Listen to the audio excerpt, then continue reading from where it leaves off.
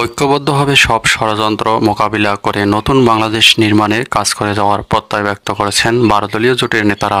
রোববার বিকেলে দলটির অস্থায়ী কার্যালয়ে 5ই আগস্ট গণ অভ্যুত্থান পরবর্তী পরিস্থিতির উপর জরুরি সভায় তারা এসব কথা বলেন। নেতারা বলেন, স্বৈরাচারের দোসর এবং বিদেশি শক্তির ইন্ধনে বাংলাদেশে অস্থিতিশীল করার গভীর ষড়যন্ত্র বিদ্যমান, যার ধারাবাহিকতায় পার্বত্য জেলাগুলোতে সহিংসতা হয়েছে। যে কোনো মূল্যে ঐক্যবদ্ধভাবে এই অপশক্তির অপচেষ্টা রুখে দিতে হবে। 12 দলীয় জোটের নেতারা আরও বলেন, প্রশাসনের মধ্যে ঘাপটি মেরে লুকিয়ে আছে অনেক স্বৈরাচারের দোসররা।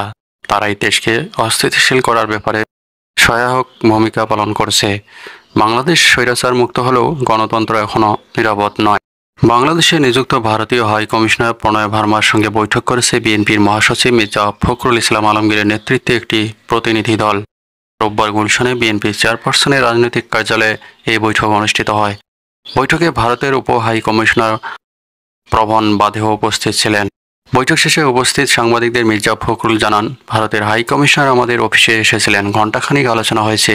বাংলাদেশের সঙ্গে সম্পর্ক কিভাবে আরও গভীর দৃঢ় করা যায় সে বিষয়ে আলোচনা হয়েছে। ভারতের হাই কমিশনার বাংলাদেশ ভারত সম্পর্ককে আরও দৃঢ় করার প্রত্যাশার কথা জানিয়েছেন বলে উল্লেখ করেন মির্জা ফখরুল ইসলাম আলমগীর। তিনি বলেন, এই সম্পর্কের মধ্যে আরও কীভাবে সুস্থতা ও পজিটিভিটি নিয়ে আসা যায় তা নিয়ে ভারত কাজ করতে খুবই আগ্রহী। বৈঠকে বিএনপির পক্ষ থেকে ভারতের সঙ্গে বাংলাদেশের যে সমস্যাগুলো রয়েছে সেগুলো তুলে ধরা হয়েছে বলেও জানান মির্জা ফখরুল ইসলাম আলমগীর। এছাড়াও তিনি বলেন, আমরা পানির সমস্যাও তুলে ধরেছি। মির্জা ফখরুল আরও বলেন, ভারতকে বাংলাদেশ সীমান্ত হত্যা বন্ধ করতে বলা হয়েছে। নিরাপত্তার বিষয়টি বৈঠকে আলোচনা হয়েছে বলেও উল্লেখ করেন মির্জা ফখরুল ইসলাম আলমগীর। বিএনপির মহাসচিব বলেন, ভারতের পক্ষ থেকে বলা হয়েছে এসব সমস্যা নিয়ে তারা সজাগ আছে। দ্রুত সময়ের মধ্যে কীভাবে সমস্যাগুলো সমাধান করা যায়। ভারতের মূল কথা হচ্ছে বাংলাদেশের সঙ্গে সম্পর্ক আরও দৃঢ় করতে চায় তারা। 4 হত্যা মামলায় আবারও 8 দিনের রিমান্ডে সাবেক পাট ও বস্ত্রমন্ত্রী গোলাম দস্তগীর গাজী। এ নিয়ে তার বিরুদ্ধে মোট 4 বার রিমান্ড মঞ্জুর করেছেন আদালত। রোববার বিকেলে নারায়ণগঞ্জের সিদ্ধিরগঞ্জ থানায় দায়ের করা 4 হত্যা মামলায় গ্রেপ্তার দেখিয়ে তাকে আদালতে ওঠানো হয়। এই সময় প্রত্যেক মামলায় 10 দিনের রিমান্ড চেয়ে Narayanganj senior judicial magistrate Kazi Mohammad মহসেনের আদালত শুনানি শেষে 2 দিন করে মোট 8 দিনের রিমান্ড মঞ্জুর করেন।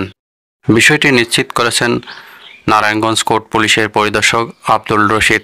কৃত্রিম অরাজকতা তৈরি করে শেখ হাসিনা ফিরে আসার পথ সুগম করার ষড়যন্ত্র হচ্ছে বলে মন্তব্য করেছেন বিএনপির সিনিয়র যুগ্ম মহাসচিব রুহুল কবির রিজভী। রোববার বিকেলে যশোরে চৌরাস্তা মোড়ে জেলা স্বেচ্ছাসেবক দল আয়োজিত গণসমাবেশে প্রধান অতিথির বক্তব্যে তিনি এই মন্তব্য করেন। তিনি বলেন, 5ই আগস্টের পর আওয়ামী লীগের অনেকেই পালিয়ে গেলেও ঘাপটি মেরে থাকাদের কাছে অনেক কালো টাকা আছে। শেখ হাসিনা 16 বছরের শাসনামলে বিদেশ থেকে ঋণ নিয়েছেন 18,35,000 কোটি টাকা। টাকা পাচার হয়েছে 17,60,000 কোটি টাকা। বাকি টাকা দিয়ে কিছু উন্নয়ন করলেও এর মধ্য থেকেও আওয়ামী লীগ নেতাকর্মী লুট করেছে। সেই কালো টাকা ছড়িয়ে ষড়যন্ত্র শুরু করছে আওয়ামী লীগের ফ্যাসিবাদী দোসররা। চিকিৎসাধীন নাগরিক ঐক্যের সভাপতি মাহমুদুর রহমান মান্নাকে দেখতে হাসপাতালে গিয়েছিলেন বিএনপির মহাসচিব মির্জা ফখরুল ইসলাম আলমগীর। রোববার সন্ধ্যায় 7টার দিকে গুলশান থেকে হাসপাতালের উদ্দেশ্যে রওনা করেন তিনি। বিষয়টি নিশ্চিত করেছেন বিএনপি মিডিয়া সেলের সদস্য সাইরুল কবির খান।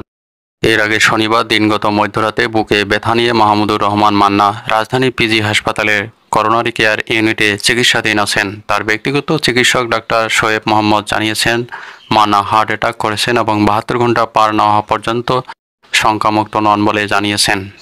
রাজনীতির পথে চলতে কখনো আওয়ামী লীগের সঙ্গে যুগপৎ আন্দোলন, আবার কখনো বিএনপির সঙ্গে জোট করে সরকার পরিচালনায় অংশগ্রহণ, জামাতের রাজনীতিতে এগুলো দেখা গেছে।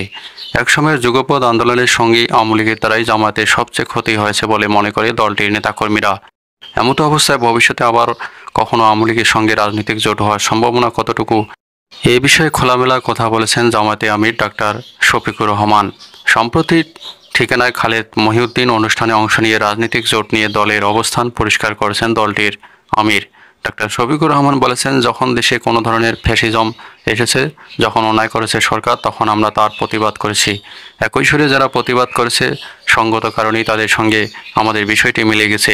আমরা 4 দলীয় জোট করেছিলাম, যেটা পরেও 20 দলীয় জোটে রূপান্তরিত হয়েছিল, তবে এখন আমরা কোনো জোটে নেই। তিনি বলেন, জোটে আমরা গিয়েছি রাজনৈতিক কৌশল হিসেবে, আদর্শিক কোনো ঐক্য ছিল না। এই হিসেবে আদর্শগত না হলেও আবার কখনো আওয়ামী লীগের সঙ্গে জামাতে রাজনৈতিকভাবে জোটবদ্ধ হওয়ার কোনো সম্ভাবনা রায় যায় কিনা, এমন প্রশ্নের জবাবে ডক্টর শফিকুর রহমান বলেন, আওয়ামী লীগের সঙ্গে হব কিনা এটা বলা কঠিন, কারণ যে আওয়ামী লীগ তার নিজের দেশের মানুষকে জনগণের কেনা অস্ত্র দিয়েই গুলি চালাতে পারে, গণহত্যা করতে পারে, তাদের নিজেদের রাজনীতি করাই তো চিন্তা ভাবনার বিষয়। ভারতে ঝাড়খণ্ড রাজ্যে বিজেপি সরকার গড়তে পারলে বাংলাদেশে অনুপ্রবেশকারীদের উল্টো করে ঝুলিয়ে সোজা করা হবে বলে হুমকি দিয়েছিলেন দেশটির কেন্দ্রীয় স্বরাষ্ট্রমন্ত্রী অমিত শাহ। তার এই বক্তব্যের নিন্দা ও প্রতিবাদ জানিয়ে বিবৃতি দিয়েছেন বাংলাদেশ জামাতে ইসলামী। রোববার দলের পক্ষে এই বিবৃতি দেন জামাতের সেক্রেটারি জেনারেল ও সাবেক সংসদ সদস্য মিয়া গোলাম পরোয়ার। তিনি অমিত শাহর বক্তব্যের প্রতিবাদ জানাতে বাংলাদেশ সরকারের দৃষ্টি আকর্ষণ করেছেন।